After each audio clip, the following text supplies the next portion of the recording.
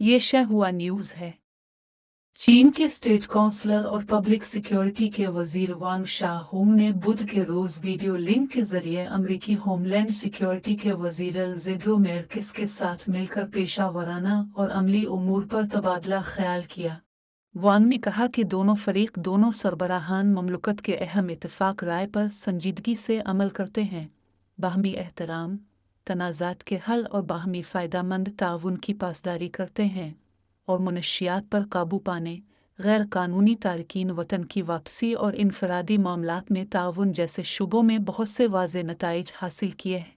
چین امریکہ کے ساتھ ہر سطح پر روابط برقرار رکھنے اور دونوں ممالک کے درمیان مستقل اور طویل مدتی قانون کی عملدری کے تعاون پر زور دینے کا خواہش مند ہے۔ وانگ نے کہا کہ امریکہ کو بھی چین کے خدشات دور کرنے، ٹھوس اقدامات کے ساتھ خلوص کا مظاہرہ کرنے اور تعاون کو مضبوط کرنے کی راہ میں حائل رکاوٹوں کو دور کرنے کو اہمیت دینی چاہیے۔ فریقین نے قانون نافذ کرنے کے شعبے میں اہم امور پر رابطے میں رہنے پر اتفاق کیا۔